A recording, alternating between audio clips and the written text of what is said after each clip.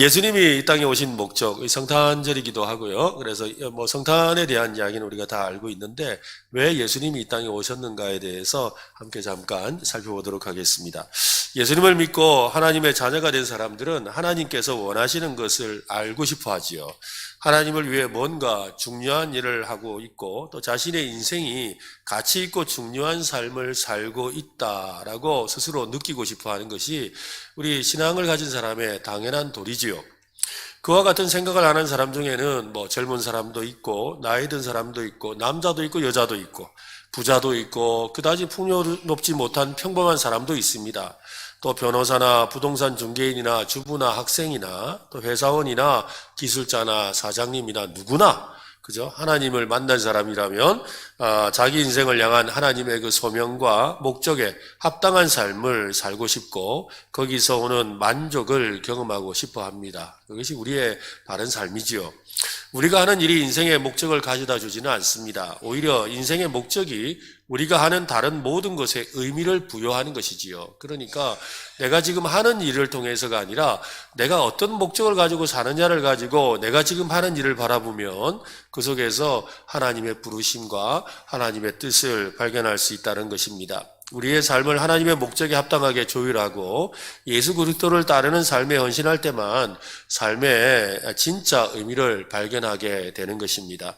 요한복음 10장 10절에 보면 도둑이 오는 것은 도둑질하고 죽이고 멸망시키려는 것뿐이요 내가 온 것은 양으로 생명을 얻게 하고 더 풍성히 얻게 하려는 것이다 라고 했습니다. 예수님께서 이 세상에 오신 목적은 우리에게 생명을 얻게 하고 더 풍성한 생명의 열매를 누리게 한다라고 했죠. 여러분, 이 생명이 뭘까요? 우리가 하루 이틀 더 사는 걸까요? 아니죠.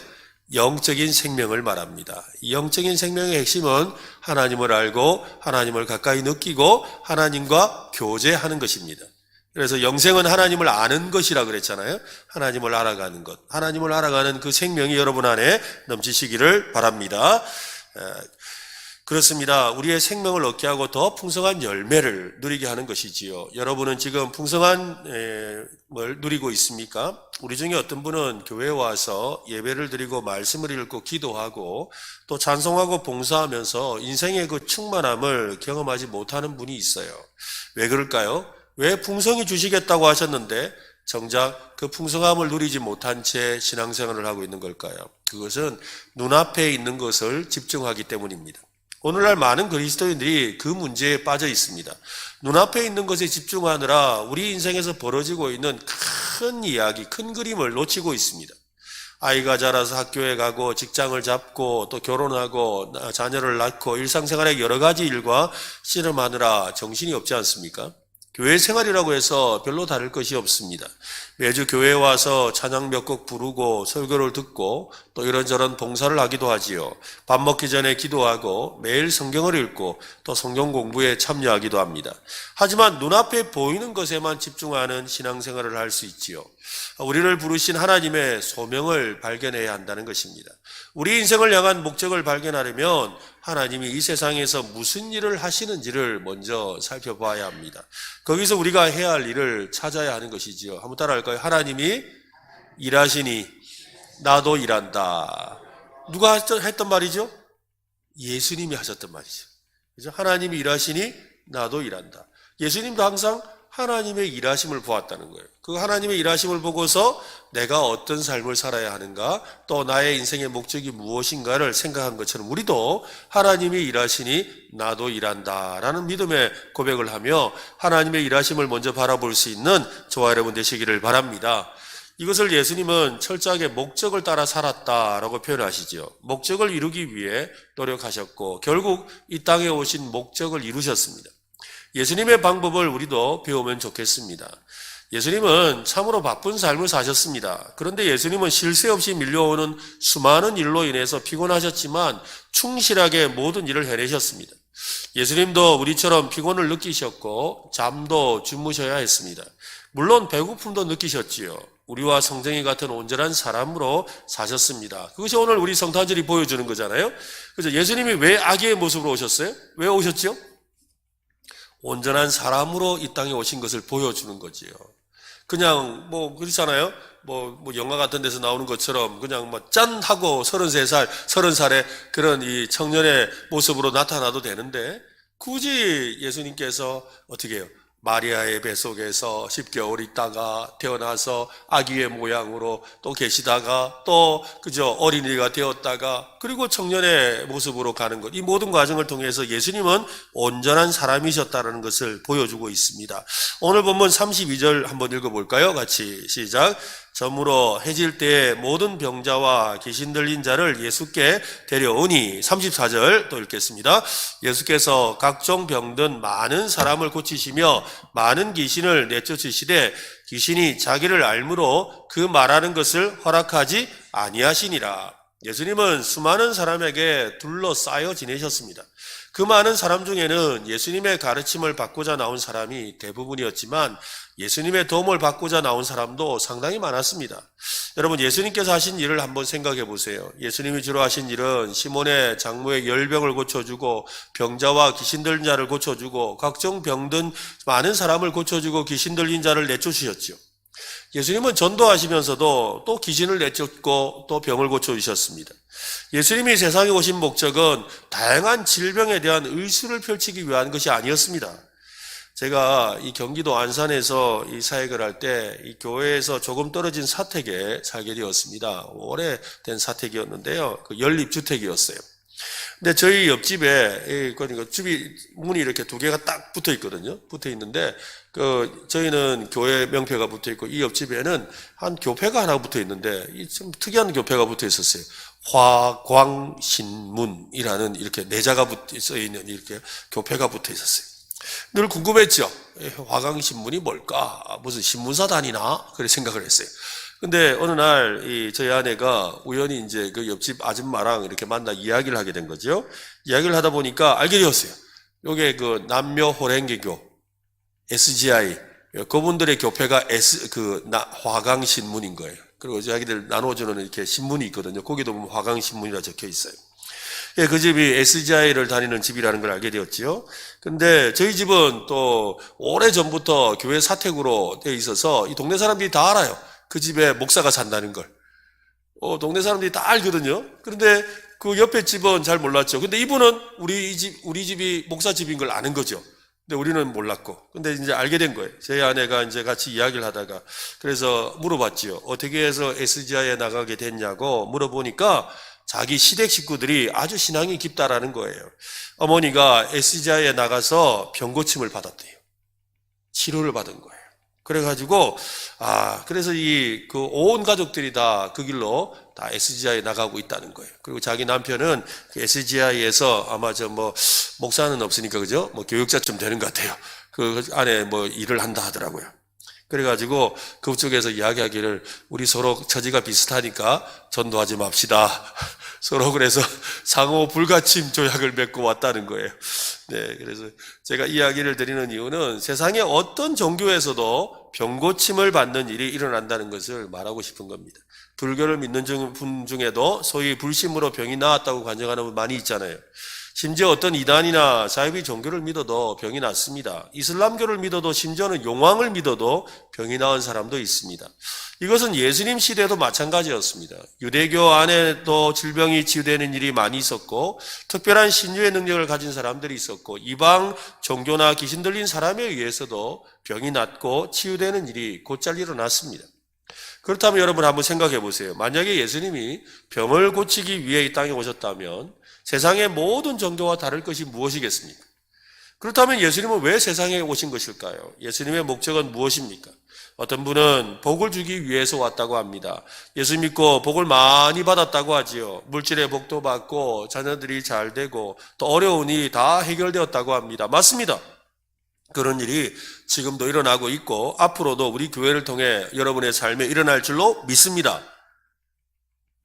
믿으면 됩니다. 네. 그렇지만 물질의 복, 그 복도 저기 팔궁산 갓바에 가서 열심히 기도하면 얼마든지 받을 수 있습니다. 다른 분은 예수 믿고 교회 생활을 하다가 보니 마음이 편안해졌다고 하지요. 예수 믿으면 마음이 평안해집니다. 여러분 예수 믿고 마음 평안하시길 바랍니다. 그런데 그 마음의 평안도 그 마음 수련원 가면 평안할 수 있어요. 또 명상하고 단접 호흡하고 요가해도 마음의 평안을 찾을 수 있어요. 문제는 예수님이 병을 고쳐주셨다는 것이고 배고픈 사람들에게 보리떡 5개와 물고기 2마리로 수많은 사람을 먹이셨다는 것이고 물고기 배에서 동전을 꺼내셨다는 거지요. 예수님의 가르침을 받고서 많은 사람이 평안을 누리고 기쁨을 누렸습니다. 이 모든 일에 대해 우리가 어떻게 설명을 해야 합니까? 그러한 것들은 하나님의 아들이신 예수님이 이 땅에 이 세상에 육신의 몸을 입고 사람으로 오신 이유가 될 수가 없습니다. 그것들은 진정한 목적이 아닙니다. 예수님이 이 땅에 오신 목적이 될 수가 없지요. 목적을 이루는 과정에서 누리는 은혜예요. 즉 목적을 이루는 그 과정에서 하나님 우리에게 주시는 복이라는 거죠. 은혜라는 거죠. 나무와 열매의 관계와 같습니다. 여러분, 열매라는 것, 우리가 예수를 믿는 것은 나무예요. 근데 우리가 예수를 믿으면 그 나무에서 열매가 맺힐 거 아니에요. 그 열매가 어떤 사람은 뭐 이렇게 병도 낫고 어떤 사람은 귀신도 떠나고 어떤 사람은 자식이 잘 되고 어떤 사람은 사업도 잘 되고 또 어떤 사람은 뭐 이런저런 마음의 평안도 오고 하는 그런 여러 가지 열매 중에 하나라는 거죠. 그런데 중요한 건 뭐예요? 나무가 좋지 않으면 열매가 없어요. 맞죠? 그죠? 나무가 좋지 않은데 무슨 열매가 맺히겠어요?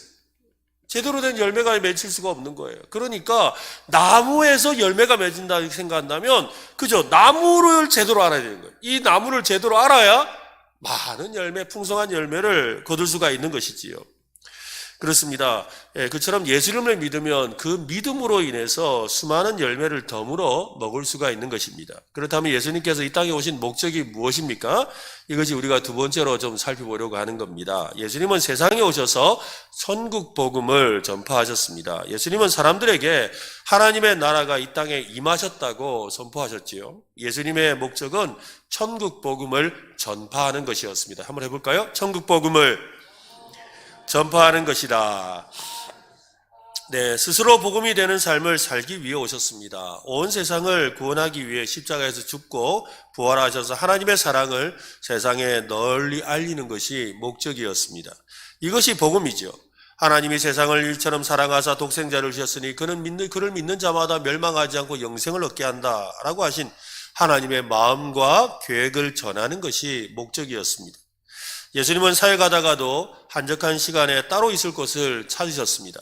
그곳에서 기도하셨습니다. 그때 제자들이 예수님을 찾아가서 말하지요. 모든 사람이 주님을 찾고 있습니다. 이 말에 예수님은 자신의 목적이 무엇인지를 제자들에게 가르쳐 주셨습니다. 38절 읽어볼까요? 같이 시작.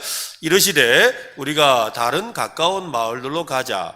거기서도 전도하리니 내가 이를 위하여 왔노라 하시고. 예수님께서 세상에 오신 이유는 전도하기 위해서라고 하시지요.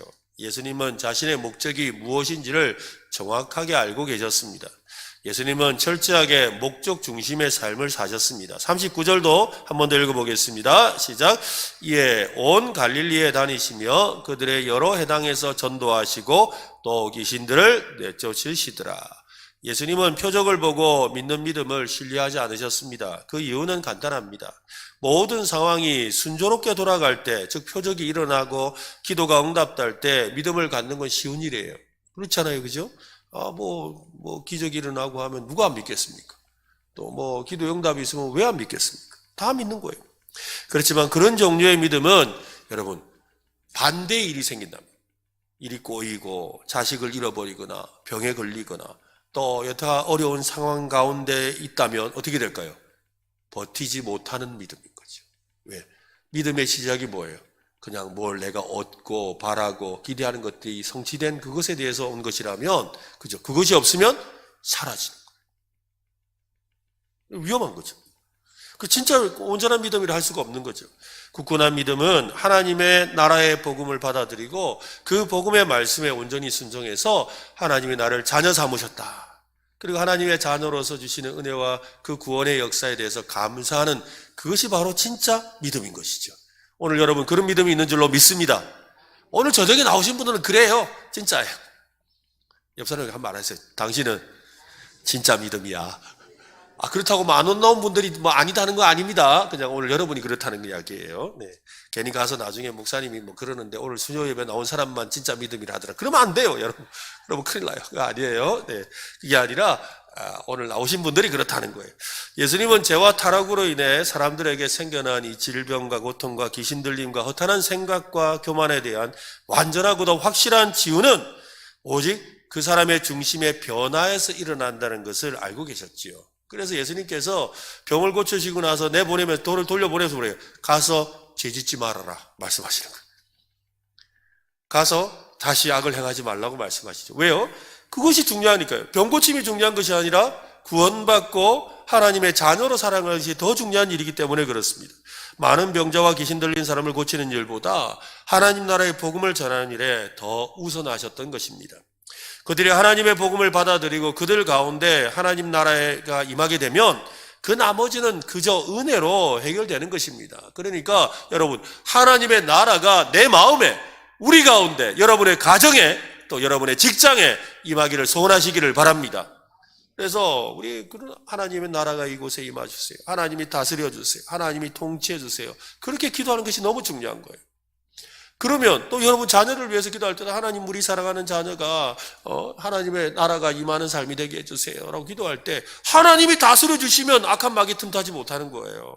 하나님이 다스려 주시면 치유와 회복과 놀라운 하나님의 풍성한 복을 받게 되는 겁니다. 예수님이 이 땅에 오신 목적은 바로 죄악 가운데 있는 자를 구원해서 그의 심령에 하나님의 나라가 임하고 그의 가정과 그의 삶에 하나님의 나라가 임하게 하려는 것이 목적이었지요. 예수님께서 철저하게 목적을 따라 사신 이유도 바로 여기에 있습니다.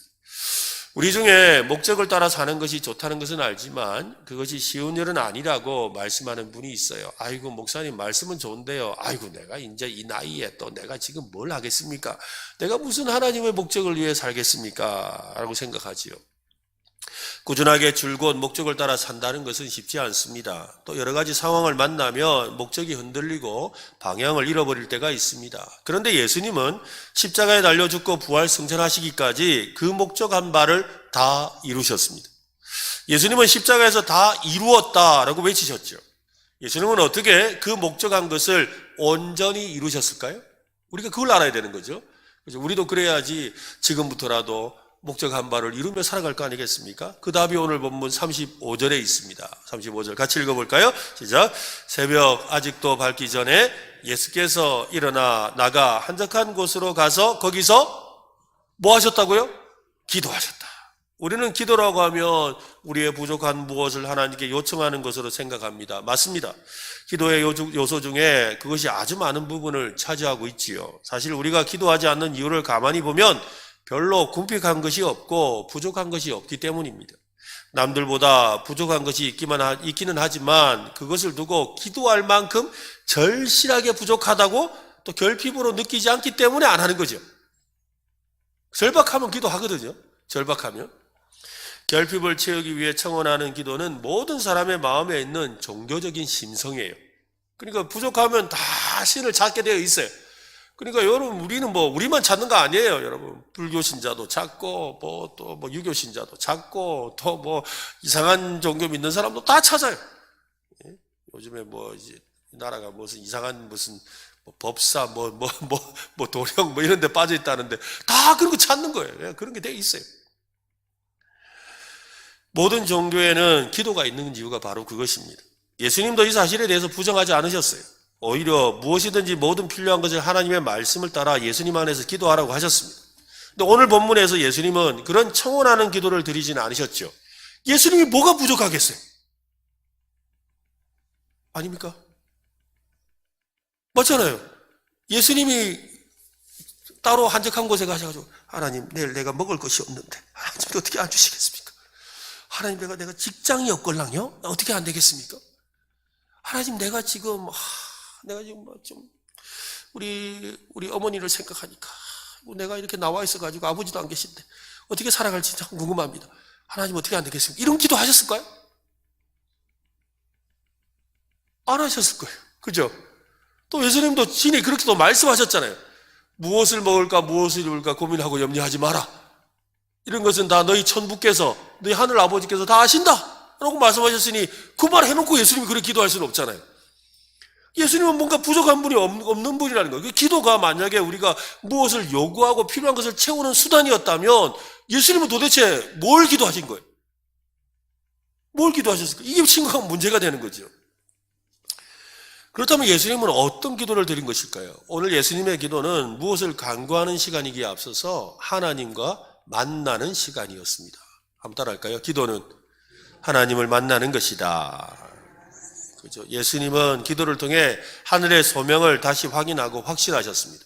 하나님과 대화를 통해서 하나님께서 맡기신 사명과 자신이 이 땅에 오신 목적을 재확인한 것이지요. 예수님은 아무리 바빠도 하나님과의 만남의 시간을 가장 우선해 두셨습니다. 하나님과 만나려고 일부러 시간을 내고 한적한 곳을 찾으셨고 그곳에서 기도하신 거지요.